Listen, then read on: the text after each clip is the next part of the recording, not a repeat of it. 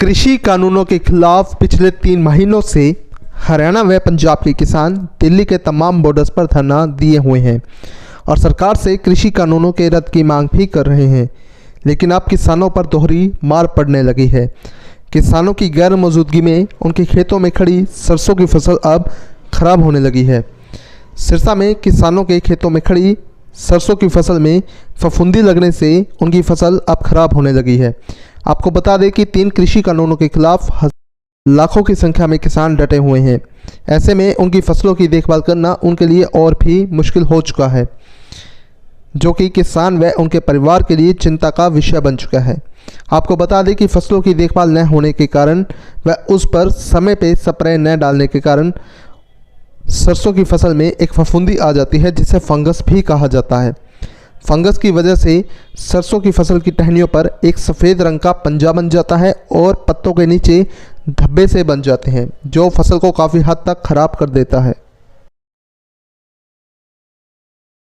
मेरा नाम राजा राम है। ये जो फसल जो आप सरसों देख रहे हो, सरसों के अंदर एक फंगस आ जाती है।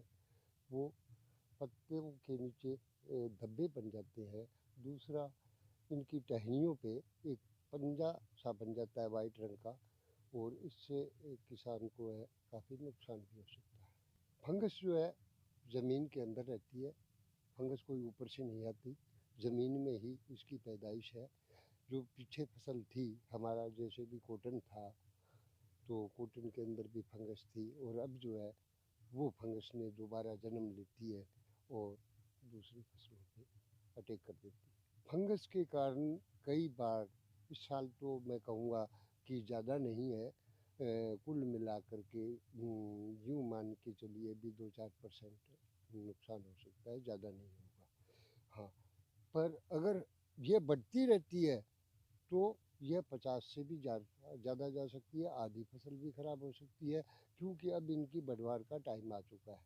हाँ, ये काफ़ी हद तक भी देखा गया है कि जो किसान कि अपने खेत के अंदर ये अकेला किसान है या वो 2 किसान है, इकट्ठे 2 भाई हैं, वो अलग खेती कर रहे हैं, तो देखो वो दिल्ली धरने पे चले गए हैं।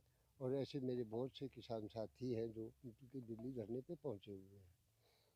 पर अब उनके खेतों की देखरेख कौन करेगा? वो तो उनको खुद को ही करनी पड़ेगी, क्योंकि अगर इसके अंदर हम कोई स्प्रे भी करवाएं, तो देखो उसकी मार्केट से लेके वो आएगा, वो कहाँ से लेके आता है, पैसे में या किसी बढ़िया से उधार लेके आता है, वो तो उसी पे डिपेंड करेगा, तो नुकसान तो उसी का होगा। देखो, किसान जो है सरकार से मांग बराबर कर रहा है। अभी आपने शायद सुना होगा, मैंने भी सुना था कि हमारी जो पीछे कॉटन की जो फसलें खराब हुई, उसका बीमा राशि जो है अगले मार्च तक हमें उम्मीद है कि हमारे खाते में ट्रांसफ़र हो जाएगी।